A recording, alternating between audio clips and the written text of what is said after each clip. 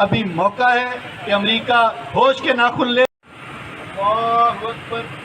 अस्सलाम वालेकुम नाज़रीन, मैं हूं मरियम मुनीर और आप देख रहे हैं हमारा चैनल 1 by 1 न्यूज़ डिजिटल। नाज़रीन, आपको बताएं कि फैसलाबाद में आयतुल्लाह खामनाई की गायबाना नमाज जनाजा अदा कर दी गई।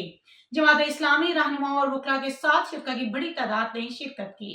फैसलाबाद चिन्नौट बाजार में ईरान के सुप्रीम लीडर आयतुल्लाह खामनाई की गायबाना नमाज जनाजा अदा की गई, जिसमें जमात इस्लामी के मकामी रहनुमाओं, वकला बरादरी और सिविल सोसाइटी के अफराद ने बड़ी तादाद में शिरकत की।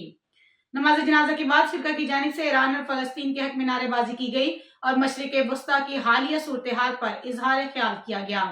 इस मौके पर जिले अमीर जमात इस्लामी पाकिस्तान महबूबुल जमान ने खिताब करते हुए कहा कि खलीजी ममालिक अपने ममालिक में अड्डे महफूज रखने के लिए अमरीका का सहारा तलाश कर रहे हैं, जो उम्मत मुसलमा के मफादात के खिलाफ है। उन्होंने कहा कि पाकिस्तान को अपनी खारजा पॉलिसी पर संजीदगी से गौर करना चाहिए और बदलते हुए आलमी हालात में खुद मुख्तार फैसले करने चाहिए। महबूबुल जुबान का मजीद कहना था कि अमेरिका होश के नाखून ले और खित्ते में कशीदगी बढ़ाने के बजाय वापसी का रास्ता इख्तियार करे। उन्होंने कहा कि ईरान ने इसराइल को कमजोर होने के बावजूद ललकारा और मुकाबला किया, जो मुस्लिम दुनिया के लिए एक पैगाम है।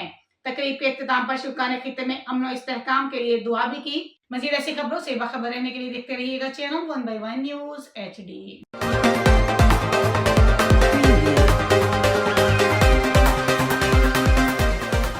हर खबर एतबार के साथ देखते रहिए 1 by 1 डिजिटल।